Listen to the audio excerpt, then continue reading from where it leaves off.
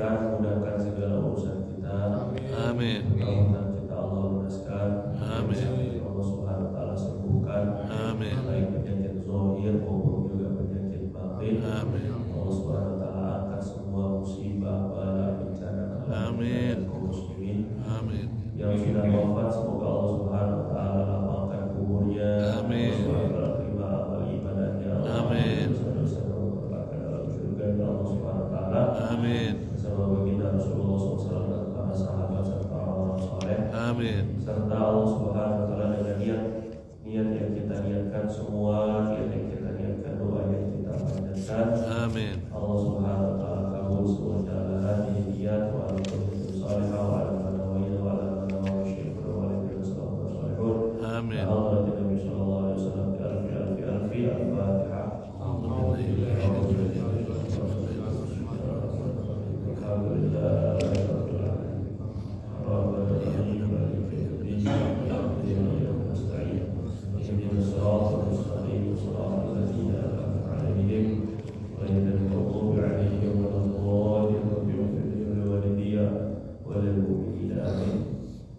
Sujud syukur ya, halaman 22. Bismillahirrahmanirrahim. Sujud syukur ini adalah bahagian daripada ungkapan rasa syukur secara fisik. Jadi Allah Subhanahu wa taala katakan dalam Al-Qur'an, "Ya'malu ala Daud syukra." Wahai keluarga Daud, berbuatlah syukur. Jadi syukur itu ada lisan, syukur itu ada hati. Jelas yang awalnya syukur itu daripada hati, rasa berterima kasih kepada Allah, rasa senang dapat karunia Allah, rasa bahagia ketika mendapat nikmat dari Allah, syukur. Terus kemudian syukur dengan hati itu juga mengakui bahwa segala yang datang, kebaikan yang datang kepada kita itu adalah berasal daripada Allah. Itu namanya syukur dengan hati. Kemudian syukur dengan lisan itu dengan mengucap alhamdulillah rabbil alamin. Kemudian syukur dengan arkan atau dengan anggota tubuh itu dengan mempergunakan nikmat Allah sesuai dengan keinginan dan kehendak Allah. Jadi Allah Subhanahu wa taala ingin menciptakan mata kita itu untuk apa? Maka kita gunakan mata untuk baca Quran, mata untuk melihat kepada kitab-kitab ilmu, mata untuk melihat kepada ciptaan Allah, untuk mengambil pelajaran, mata juga untuk kita jaga daripada segala yang Allah benci. Nah ini syukur, tanda syukur kita kepada Allah dengan mata. Tapi sayangnya Allah Subhanahu wa taala bilang itu wa qalilan ma tashkurun. Sedikit sekali dari kalian yang bersyukur terhadap nikmat yang Allah Subhanahu wa taala berikan. Khususnya adalah syukur anggota tubuh. Ini yang sedikit sekali Allah Subhanahu wa taala katakan kita ini syukur sekali. Syukurnya kurang. Nah maka sujud syukur ini adalah bahagian daripada perbuatan ataupun juga gerakan yang menunjukkan bahwa kita ini syukur kepada Allah Subhanahu wa taala. Cuma kita nggak boleh sembarangan dalam melakukan sujud. Ada sebahagian, sering sekali makanya kita temui orang itu habis doa terus sujud. Sering ya Pak ya? Habis zikir kan, habis itu doa, atau habis sholat apa deh, sholat duha misalnya, habis itu doa, setelah doa terus sujud. Ini sujudnya sujud apa? Oh sujud apa ya? Sujud syukur. Nah, sujud syukur itu ada step, ada cara. Nah orang yang semata-mata sujud, tapi dia bukan sujud syukur bukan, kemudian sujud tilawah juga bukan, maka difatwakan oleh ulama di dalam kitab Syarah Mubarak Salik namanya Anwarul Masalik. Nah ini kitab fikih mazhab Imam Syafi'i itu disebutkan orang yang sujud tanpa sebab atau tata caranya keliru, maka hukumnya haram. Jadi ikut-ikut aja melihat orang sujud ya sujud ditanya nggak tahu sujud apa ya, nggak ada sebabnya, nggak tahu tata caranya, terus sujud. Nah ini sering sekali kita dapati sebagian banyak orang awam biasanya ya, kelihatannya baik padahal itu haram. Kenapa haram?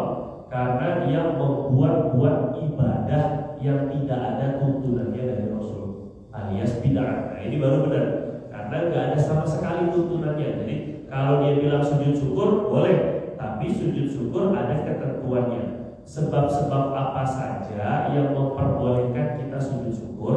Yang kedua ada tata caranya. Jadi bukan asal brosor seperti pemain bola.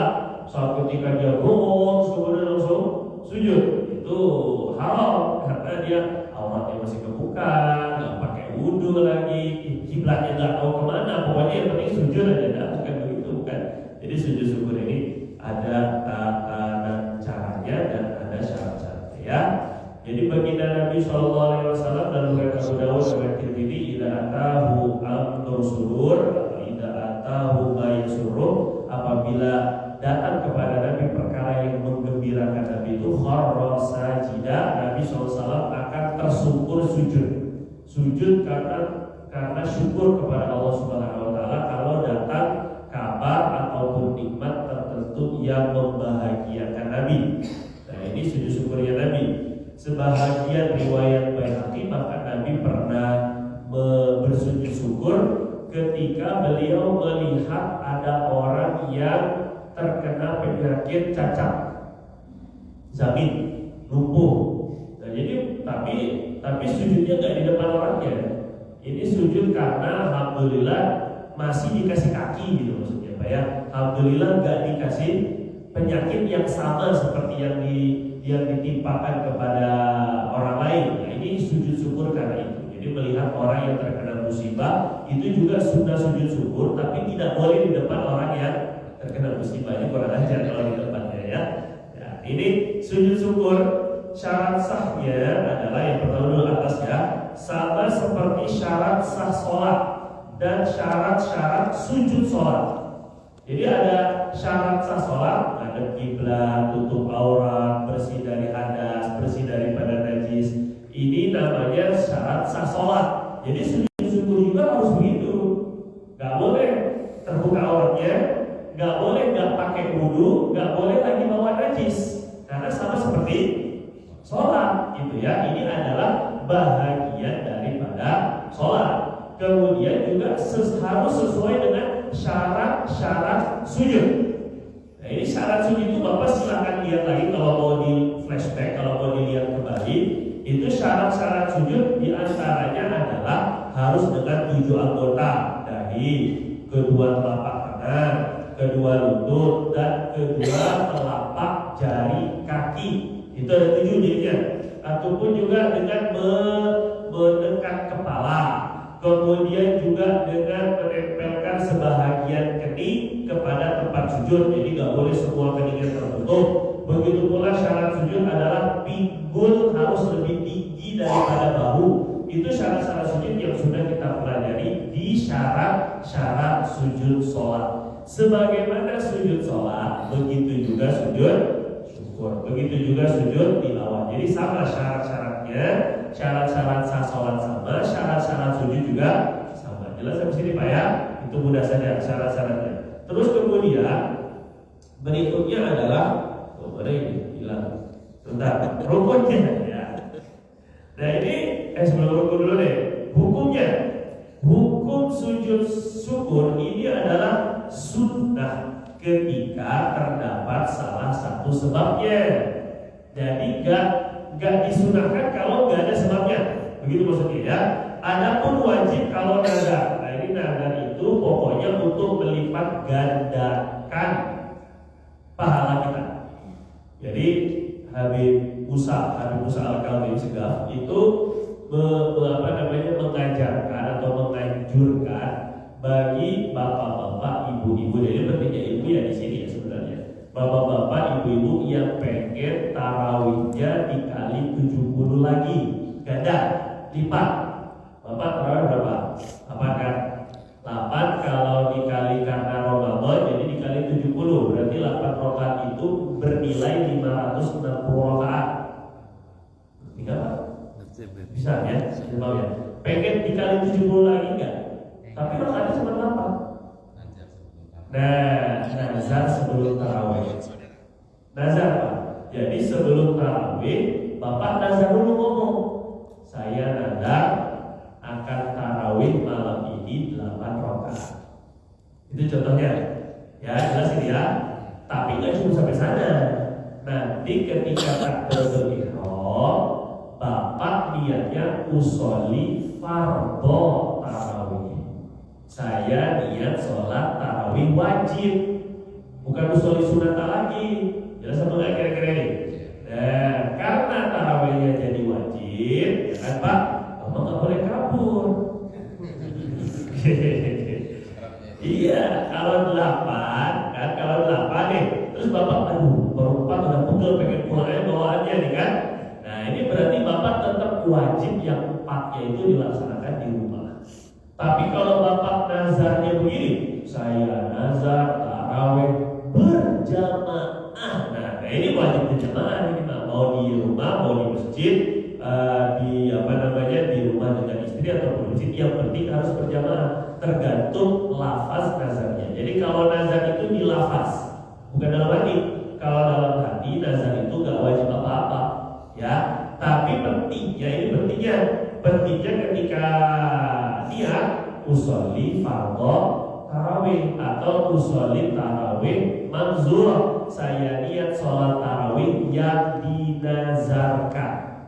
Itu wajib, itu harus ada itunya. Kalau enggak yang dinazarkan atau fardhu tarawih, usolli fardhu tarawih. Saya niat sholat fardhu tarawih. Nah, ini enaknya mengaji itu ini enaknya ini sama saja 8 rakaat, tapi pahalanya tadi 560 kali 70 itu sendirilah ya. Puyeng pokoknya dari malaikat aja yang begitu. Malaikat juga tahu siapa yang jadi juaranya ya. Dan jadi ketika kita nazarkan pahala sunnah atau ibadah sunnah, maka jadi ibadah wajib. Perbedaan wajib dan sunnah 70. Itu ya, perbedaan itu 70. Perbedaan ini. Nah, maka sujud syukur kalau Bapak mau dikali 70 pahalanya, maka Bapak tinggal nazarkan terlebih dahulu. Saya nazar mau sujud syukur, baru Bapak sujud syukur. Berarti nanti niatnya nawaitu sujud dan syukri fardhu. Saya niat sujud syukur fardu wajib. Itu maksudnya. Itu kata-kata wajibnya harus ada karena jadi wajib. Jadi sama nggak kira-kira ini? Ya, ini penting ya. Terus kemudian, jadi kita mah harus pahala Bapak. Selama pokoknya gini, selama Bapak masih pengen duitnya banyak, gitu ya, maka Bapak juga harus pengen pahalanya banyak. Karena kita ini berarti masih terpengaruh dengan nilai. Jadi nggak perlu begini, nggak usah sok-sokan. Saya mah ikhlas, saya mah nggak garap pahala, saya mah nggak garap surga ibadah. Bullshit.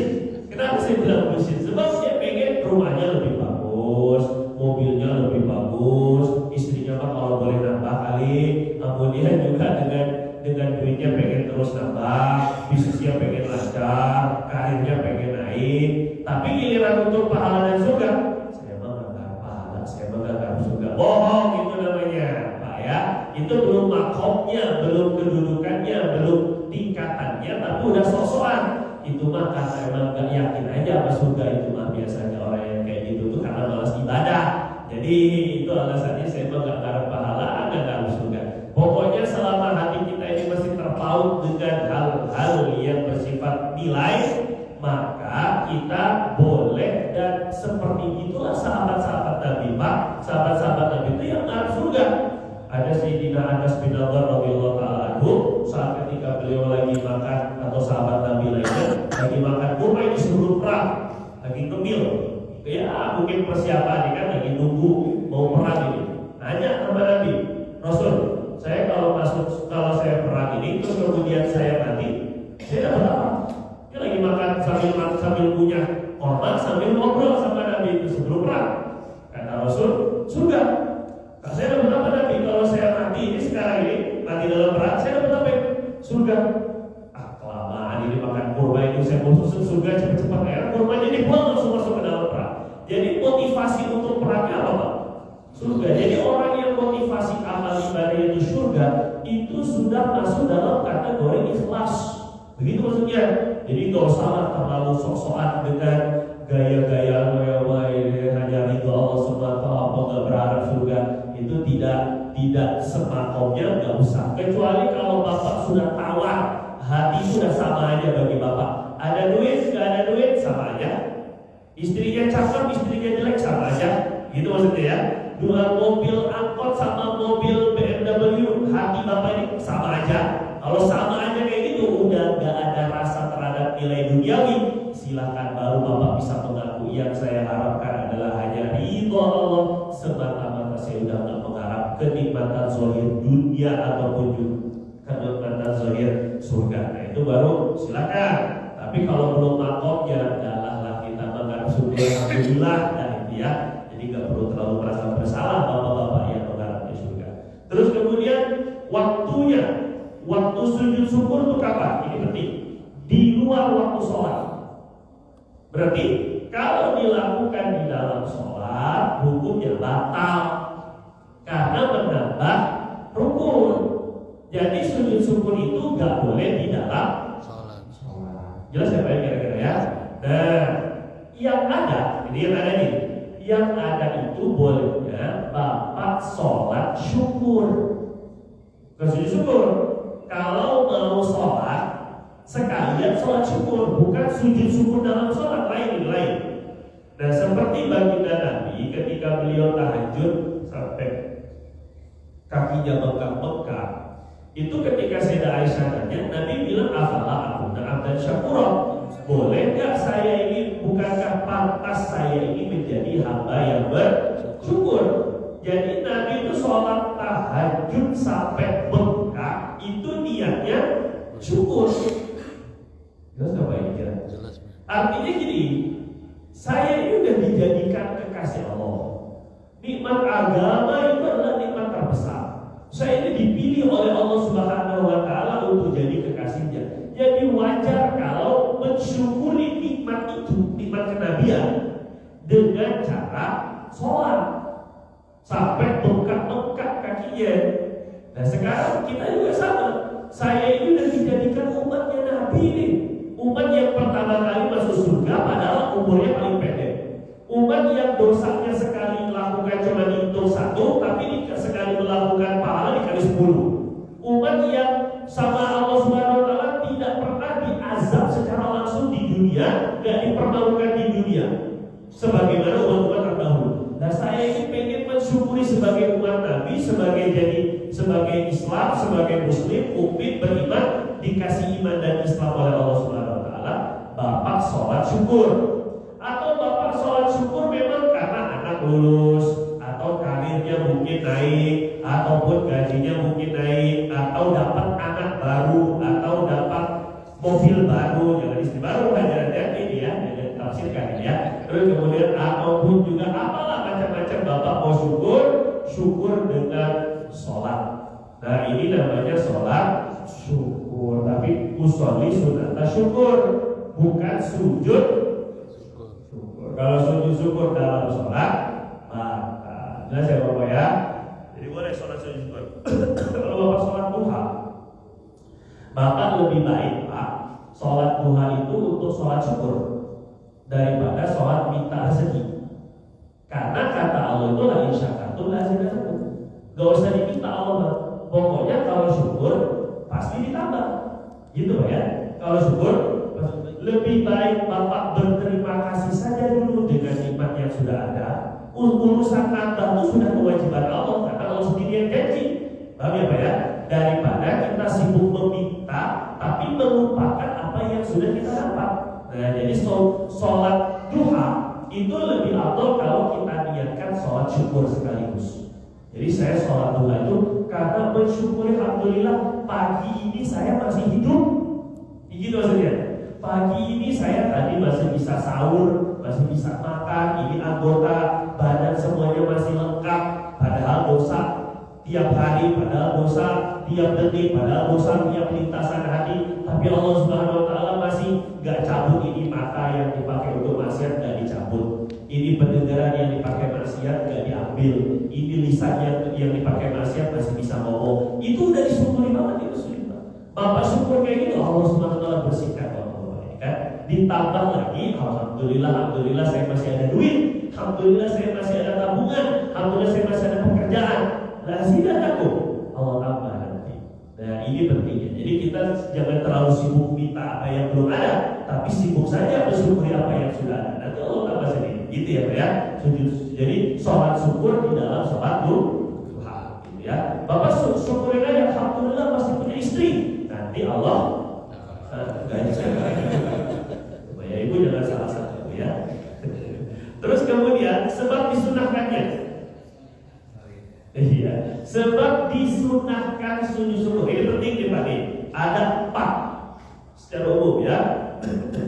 Yang pertama, mulai mendapat nikmat yang tidak sering terjadi, baik zahir seperti lahirnya anak maupun batin seperti mendapat ilmu. Nah ini nikmat yang disunahkan untuk kita sujud syukur. Ini saya mulai pilihkan serem gitu ya, jadi agak-agak terhak gitu ya. Nikmat yang tidak biasa Pak. Yang kita sujud syukuri itu Pak, sudahnya adalah nikmat yang tidak biasa. Kalau nikmat yang biasanya kita dapat, seperti misalnya Bapak mau sujud syukur atas nikmat nafas. Loh, tiap hari lah kita nafas. Ini gak sunnah untuk disujud syukuri, itu maksudnya. Jelas gak Bapak ini kira-kira? Yang sunnah disujud syukur itu yang jarang, yang kadang-kadang gak tiap waktu terjadi. Saya mau sujud syukur atas nikmat hidup. Dan itu tiap hari juga Bapak hidup maksudnya. Itu tidak saja, itu tidak disunahkan sujud syukur. Makanya dari saya bilang, kalau alhamdulillah, kalau mau sholat pun sholat syukur Pak, bukan sujud syukur. Kalau sholat syukur silakan, karena sholat syukur sholat sunnah, nggak jadi masalah. Maaf ya Pak ya. Allah. Jadi saya agak begini ya. Karena saya susah, orang hidup panjang tuh agak susah. Alhamdulillah gitu ya. Terus gini Pak, jadi sehingga yang dilakukan oleh orang awam ketika habis doa terus sujud, itu sujudnya sujud apa kira-kira? Oh saya atas nikmat iman dan Islam. Bagus, tapi iman dan Islam itu nikmatnya berkelanjutan tuh, dari dia sejak baring atau sejak lahir itu sudah punya nikmat iman dan Islam. Jadi tidak sunnah disujud syukuri.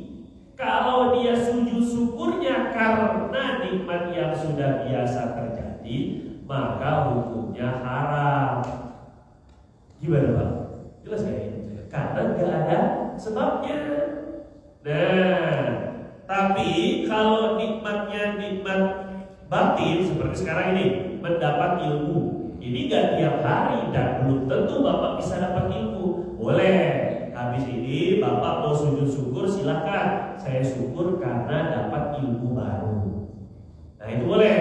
Karena nggak sering terjadi juga ilmu kan. Nanti kalau Bapak gajinya dapat, karena Bapak gaji juga tidur, belum tentu dapat ilmunya kan. Nah itu maksud saya. Gak usah tersugih Pak ya, emang kenyataan gitu ya.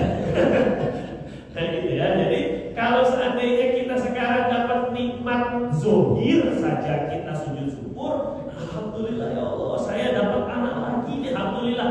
Bapak senang, ataupun Bapak dapat duit kemudian Bapak senang, atau Bapak dapat trader terus Bapak senang, itu kan nikmat zohir. Bagaimana nikmat batin? Nikmat batin itu tadi ilmu, kemudian dengan pengetahuan, kemudian dengan iman meningkat. Nah itu dia bisa disujud syukuri. Tapi intinya yang jarang atau tidak sering terjadi ya. Kemudian yang kedua, sebab disunahkan sujud syukur itu terhindar dari suatu musibah zohir ya, sama yang tidak sering terjadi. Mungkin dia bebas daripada bencana alam, tadinya mau kecelakaan gak jadi misalnya, itu sudah sujud syukur Pak.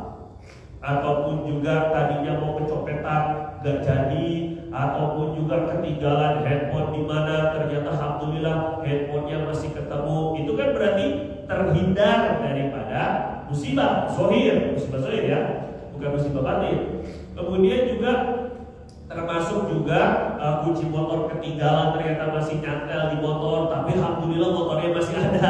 Ini sering sekali saya beberapa kali kayak gitu, ternyata motornya masih ada, kuncinya juga masih ada. Alhamdulillahirabbil alamin. Itu sudah sujud syukur. Ya, yang kedua itu terhindar dari suatu musibah. Yang ketiga, nah ini yang ketiga ini, melihat orang fasik. Orang fasik itu orang maksiat lah. Kalau melihat orang maksiat, sudah sujud syukur. Alhamdulillah, maksudnya kita gak dikasih ujian dan musibah seperti dia. Musibah maksiat. Maksiat itu sebesar-besarnya musibah. Ini penting orang beriman itu harus melihat bahwa maksiat itu adalah sebesar-besarnya musibah. Kalau terjadi pada diri kita, itu musibah besar. Karena maksiat inilah yang mengundang musibah-musibah dunia dan langit. Kira-kira begitu Pak ya. Dhaharal fasadu fil barri wal bahri bima kasabat aydin nas. Jadi ini gara-gara maksiat itulah ada musibah-musibah yang ada. Maka musibah maksiat, musibah kelalaian, musibah kefasikan, ini adalah musibah terbesar. Ketika ada orang, kita lihat dia itu fasik atau sedang melakukan maksiat, baik yang senantiasa menampakkan dosanya maupun yang menyembunyikan namun terus-menerus melakukannya, ini sudah untuk kita menampakkan sujud di depan dia. Orang lagi pada judi kan, lagi mana nggak tahu, cak. Jadi gaya-gayanya bisa balasnya juga nggak bisa gitu. Terus kemudian bapak sujud, wih keren kali. Tiba-tiba ada orang sujud, Pak, ngapain kok sujud di sini, sujud di masjid? Enggak, saya sujud karena melihat ada ini semua judi, saya enggak judi. Habis itu Bapak kabur aja lagi kan?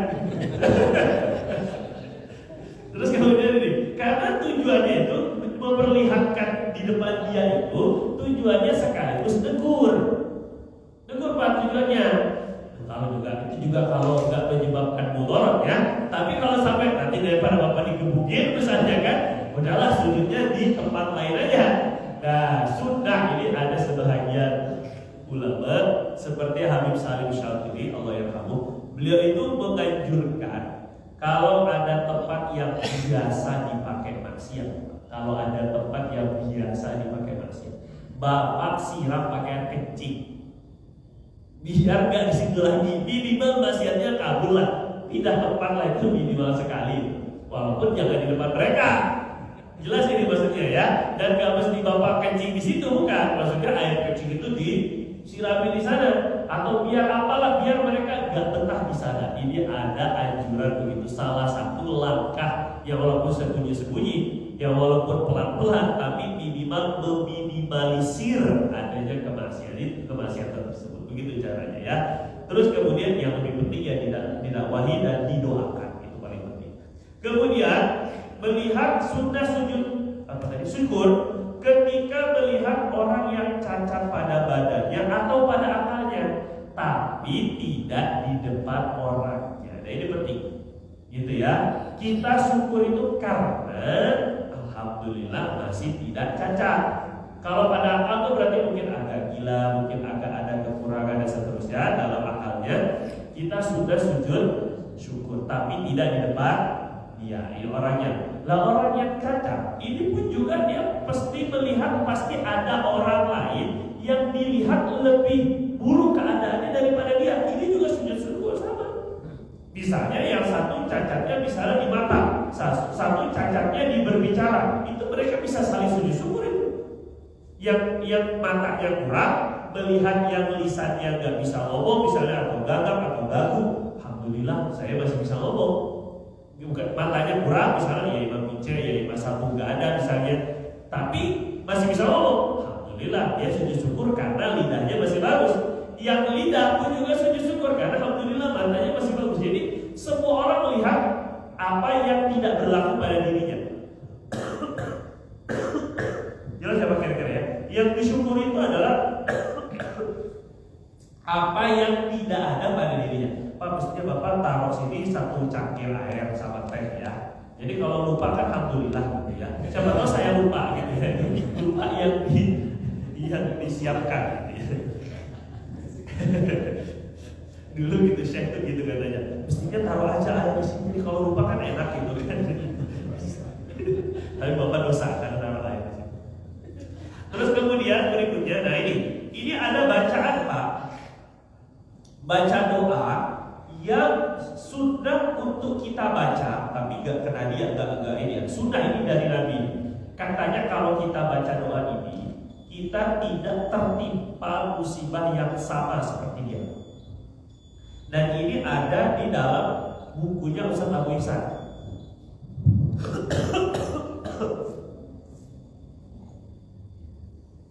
Buku yang apa itu silah Aslihatul Mu'min, senjata-senjata orang beriman.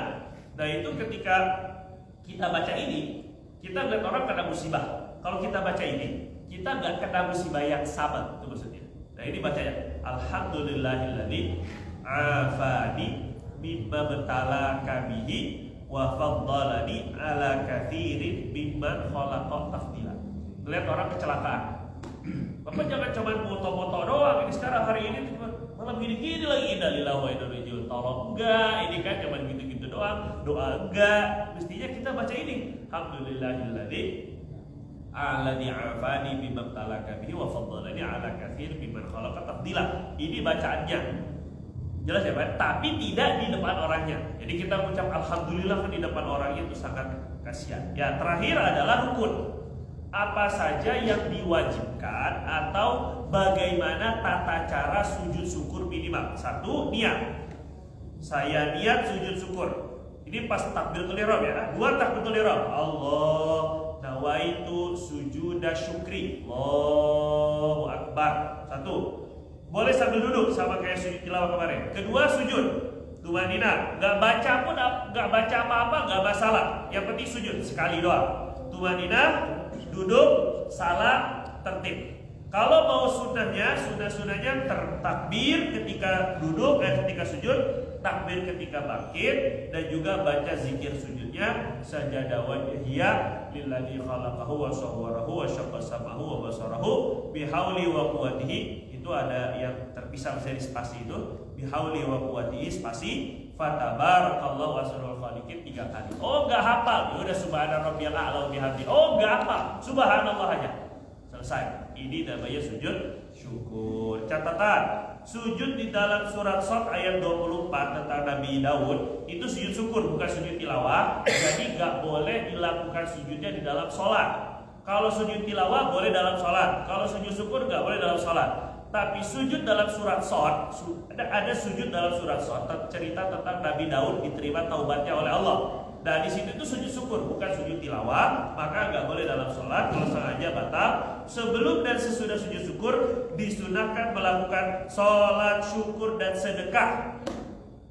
Nah, alhamdulillah ya Allah, akhirnya sekarang nama saya tahun ini bisa berangkat haji. Misalnya ini, Bapak sholat syukur, sujud syukur, sedekah. Nah, sedekah itulah namanya walimah. Bapak baru jadi rumahnya, rumah baru jadi itu ada walimah. Ini syukuran, tasyakuran bahasa kita ini. Dan itu sunnah, sedekah makanan. Bapak bisa umroh. Ini alhamdulillah akhirnya bisa umroh ibu-ibu. Undang orang boleh, gak undang orang gak apa-apa. Yang penting makanannya ada, walaupun hanya kue-kue. Jangan kasih tahu doang. Bapak-bapak, insyaallah kita akan berangkat umroh, tapi kok gak ada cicipan-cicipannya ini kan? Itu kurang lah gitu ya. Gak memaksakan diri, enggak. Yang penting adalah mungkin hanya kue, mungkin hanya buah, mungkin hanya nastar, mungkin juga apalah, mungkin astori dan lain-lain. Yang penting tuh kita ada sedekah, sedekah untuk syukur. Nah, gitu maksudnya. Bersyukur itu penting gitu kan, dengan sedekah maksudnya. Jelas ya Pak ya? Nah ini yang namanya walimah. Alhamdulillah anak di khitan, ada walimah khitan. Kalau mau haji atau umroh biasanya namanya walimah itu safar. sebelum perjalanan, apalagi ini perjalanan jauh, kita butuh sekali namanya sedekah. Karena sedekah itu mencegah bala, musibah. Kita kan nggak mau kecelakaan, kita nggak mau nanti susah di sana kan, maka sedekah dulu. Nah, sedekahlah kepada tetangga-tetangga, kepada keluarga, kita undang-undang nggak masalah untuk kita sodakohan atau makan-makan tadi itu. Paling berapa sih Pak kalau ini kan nggak mahal juga gitu kan, nasi padang yang 10.000 ada gitu kan, kali 10 cuma 100.000 misalnya, kali 20 cuma 200.000, begitulah kurang lebih. Ini sunnah. Jadi syukur itu sholat, sujud, sedekah. 3S ya, sholat, sujud, sedekah. Bapak nanti ini kan anaknya ini, alhamdulillah anak saya masuk PTN atau perguruan tinggi negeri misalnya lulus, Bapak sholat, sujud, sedekah. Begitulah lebih kurangnya Pak ya. Oh alhamdulillah saya baru diterima kerjaan, sholat, sujud, sedekah. Begitu terus gitu. Insya Allah Allah tambahkan nikmat-nikmatnya. Ya ada pertanyaan nggak Pak? Ke sini? Ya, Sata. Dua poin yang saling berhubungan. Berapa lama jaraknya dari kejadian syukur yang kita harus sunat syukurin itu ke sujud syukur yang kita lakukan? Terus kedua, kalau misalnya kita contoh misalnya nih terlepas dari kecelakaan, nah terus itu kan ada hubungannya dengan waktu juga tadi. Terus kalau misalnya tidak memungkinkan ada karena harus suci, kalau kita tayamum aja apa boleh? Ya, yang pertama kapan waktunya ataupun berapa lama waktunya? Sebenarnya waktunya itu tidak ada batasan waktu sebenarnya. Jadi kalau kita pernah ingat, Allah saya juga dulu pernah hampir saja kecelakaan, alhamdulillah, atau semuanya luka-luka, ternyata saya nggak luka misalnya. Contohnya itu belum saya sujud syukuri, maka boleh Bapak sujud sekarang ini, boleh. Karena tidak ada batasan waktu sebagaimana sujud tilawah. Kalau sujud tilawah tadi kemarin itu nggak boleh terlalu lama dari mendengar ayat sajadah atau baca terus langsung sujud. Tapi kalau sujud syukur ini boleh dilakukan kapan-kapan saja. Jadi boleh nanti di rumah setelah udah bisa wudhu, udah bisa pakai pakaian sempurna, baru saya sujud syukur.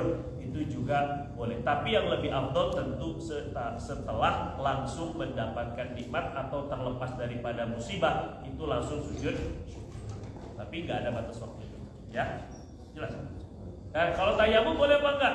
Tayamum boleh, tapi kalau lagi nggak ada, bener-bener nggak ada air. Tapi kalau masih bisa dilaksanakannya nanti, lebih baik nanti pakai air gitu ya. Selama masih ada air, maka nggak boleh tayamum, sama seperti sholat. Ya Pak.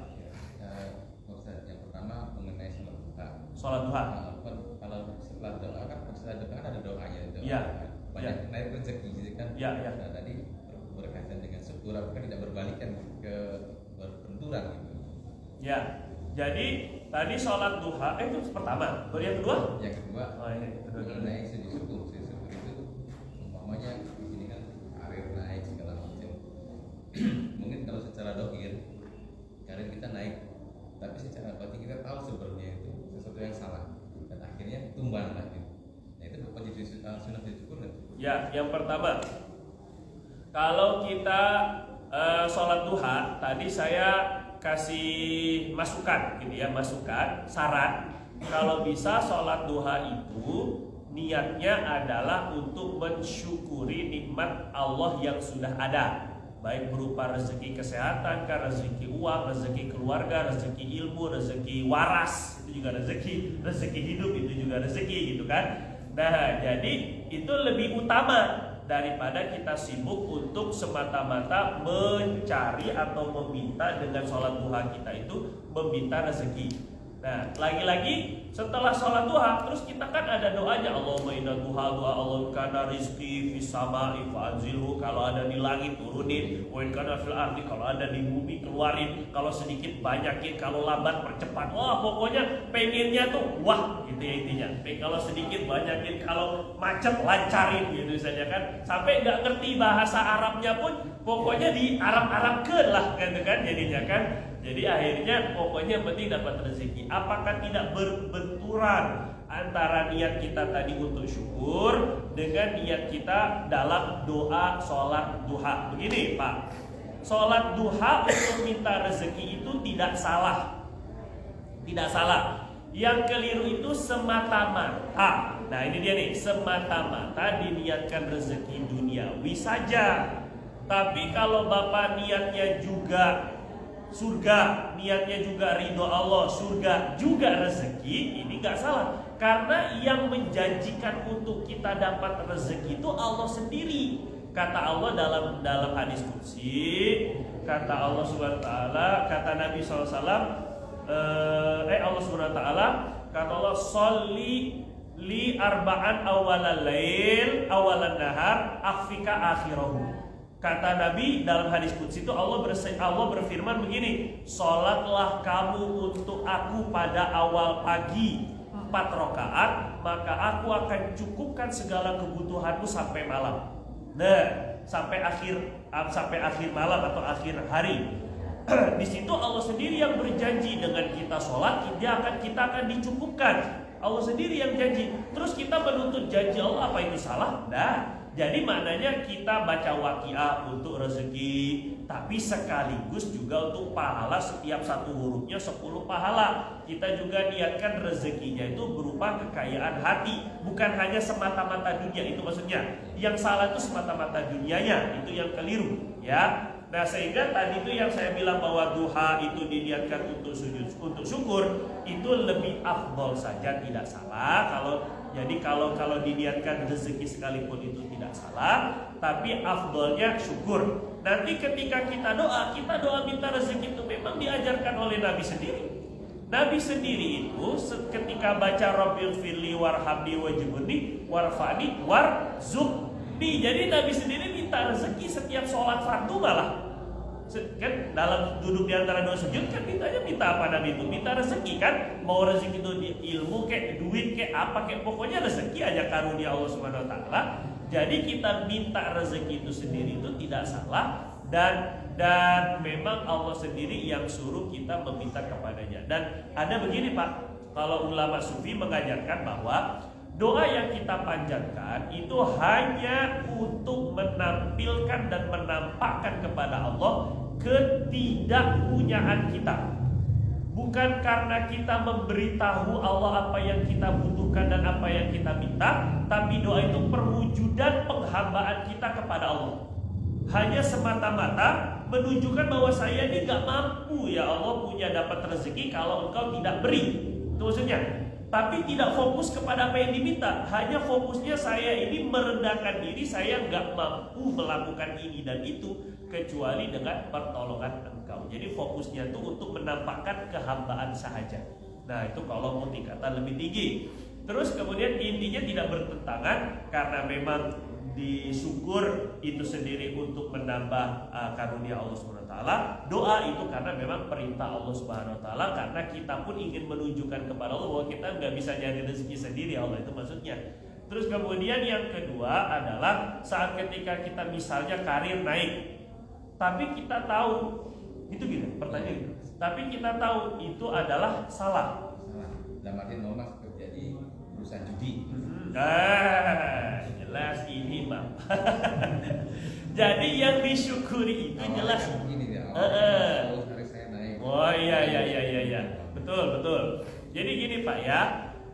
Nikmat Allah Subhanahu wa taala yang bisa disyukuri itu hanya nikmat yang halal, jelas ini mah ya. Jadi nikmat haram misalnya kata koruptor, alhamdulillah sekali kita nggak ketangkep sama KPK, sujud syukur berjamaah, bahkan kita buat sedekah kepada anak-anak yatim, haji plus bukan hanya furoda langsung semuanya, karena kita berhasil mengkorupsi 1 triliun misalnya dan nggak ketangkep. Alhamdulillah ya, Allah baik banget ya.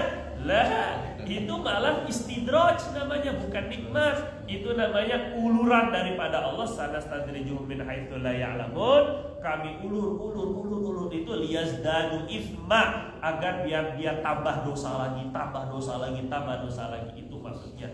Jadi yang kayak gitu jelas gak bisa disyukuri. Yang disyukuri itu nikmat yang halal saja. Karena yang haram tuh asalnya bukan nikmat tapi nikmat. Nikmat itu artinya bencana. Ni'mat pakai ain, ni'mat itu artinya kenikmatan, keenakan. Tapi kalau niqmah pakai qaf, niqmah itu artinya azab dan juga bencana. Jadi nikmat haram itu niqmah sebenarnya. Itu adalah bencana daripada Allah Subhanahu wa taala. Jadi mana mungkin kita syukuri? Enggak boleh, cuma jelas Pak ya. Maksudnya gini, mama saya kerja di perusahaan judi, Ya. itu saya pengen keluar gitu. Iya. Ngerasain bahwa sebenarnya selama ini saya nggak bener gitu. Iya. Itu sunat sujud syukur nggak? Nah, kalau berhasil keluar sujud syukur malah. Bukan malah ketika naik jabatan dari situ. Karena ini perusahaan judi nih, misalnya ini perusahaan haram ini. Terus kemudian Bapak pengen keluar, tapi kalau keluar kena penalti, tapi keluar saya belum dapat pekerjaan yang tepat. Bapak sambil, bukan Bapak maksudnya ya, ada dia tuh sambil nyari pekerjaan terus berusaha minta sama Allah Subhanahu wa taala, sudah dapat langsung keluarin, langsung keluar. Begitu caranya, hijrahnya tuh begitu caranya. Jadi yang ini karena darurat aja ini. Tapi sampai dapat langsung tidak keluar. Nah, itu baru sujud syukur. Jadi kalau bisa terbebas ataupun sama lebih kurang. Tadinya sudah di dalam kamar, sudah berdua-duaan dengan seorang naudzubillah wanita malam atau wanita kupu-kupu malam ataupun belalang malam, belalang tempur, belalang apa, misalnya ini sudah berduaan, tinggal mainnya aja lagi, udah bayar, inna lillahi wa inna ilaihi raji'un. Tapi ternyata ingat Allah, ingat oh ini bulan puasa, oh ini dosa, oh ini neraka, akhirnya bisa lari dari kamar itu. Nah, bisa berhasil daripada musibah yang seperti itu justru sujud syukur. Kurang lebih begitulah, lebih kurang. Jadi ketika bisa keluar dari perusahaan yang seperti itu, justru itu malah sudah sujud syukur. Bukan ketika naik karir itu kan, begitulah lebih kurang. Terakhir, Bapak silakan. Tadi dijelasin bahwa kalau misalnya amalan sunat tadi dengan kita niatkan Nazar. dinazarkan, pemahaman saya itu menjadi wajib Pak. Ya betul. Kalau misalnya tidak ada halangan, itu bagaimana hukumnya sama bagaimana secara kita menghindari menembusnya ya. Jadi gini Pak ya, nazar itu akan menjadi wajib ketika kita sudah ucap. Itu satu dulu. Jadi nazar itu bukan dalam hati ya. Yang nazar dalam hati itu belum jadi wajib. Misalnya Bapak dalam hati, tahu nggak Pak? Kan dalam hati misalnya juga kan. Misalnya dalam hati itu Bapak nazar. Kalau saya, biasanya orang nazar itu pakai kalau masalahnya. Padahal mah nggak mesti pakai kalau. Kalau berhasil, kalau kejual, kalau padahal nggak usah, itu mah nazar orang pelit, itu mah nggak mau ibadah kecuali kalau terpenuhi kewajibannya, keperluannya. Nah, jadi Bapak langsung dalam hati nazar, saya nazar ingin sedekah 10.000 misalnya. Ternyata duitnya nggak ada. Misalnya udah terjadi atau nggak terjadi, pokoknya udah dinazarin, ternyata belum juga terbayarkan. Maka hukumnya bagaimana? Kalau memang tidak ada nazarnya itu tidak ada batasan waktu, misalnya kayak tadi, saya nazar akan bersedekah 10.000. Ada batasan waktunya nggak? Nggak ada.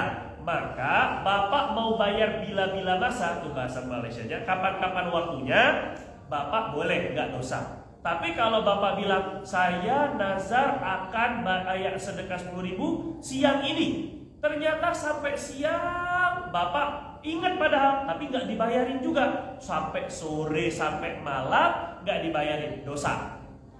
Karena ada batasan waktunya, kan gitu kan, kita sendiri yang berjanji kan, kau yang berjanji, kau yang mengingkari, begitulah lebih kurang. Gara-gara dia sendiri akhirnya jadi dosa. Kalau dibatasi waktunya. Tapi apakah kalau sudah kelewat waktunya terus kemudian jadi nggak wajib? Tetap itu jadi hutang, gitu ya. Nah, kalau hutangnya itu bisa dibayarkan seperti harta tadi itu, jadi hutang, maka nanti ketika sudah sampai meninggal nih nggak dibayarin juga nazarnya, maka dia harus diambil dari warisan terlebih dahulu. Harta peninggalannya diambil untuk bayar utang nazar itu dulu, baru buat warisan ahli waris berikutnya. Itu kalau bentuknya sedekah. Kalau bentuknya misalnya nazarnya ibadah fisik seperti puasa ataupun juga dengan sholat misalnya, maka ketika dia meninggal dunia untuk puasa itu diganti dengan fidyah 1 mud. Diganti mud 1 mud itu 0,7 liter, 0,7 liter kurang lebih 1 harinya. Kalau itu bentuknya puasa. Kalau bentuknya sholat maka gugur, tidak ada fidyah untuk sholat. Kecuali mau ikut pendapat kedua mazhab Hanafi, 1 sholat diganti 1 mud juga sama. Kita boleh pakai itu juga kalau sudah terlanjur. Tapi yang paling penting adalah jangan sampai nazar tertunda sampai mati kalau dia mampu. Kalau nggak mampu, la yukallifullahu nafsan illa wus'aha. Memang Allah tidak membebani lebih daripada kemampuan kita kalau memang tidak mampu. Wallahu ta'ala a'lam bishawab. Subhanakallahumma wa bihamdika asyhadu an la ilaha illa anta astaghfiruka wa atubu ilaik. Lebih kurang saya mohon maaf. Assalamualaikum warahmatullahi wabarakatuh.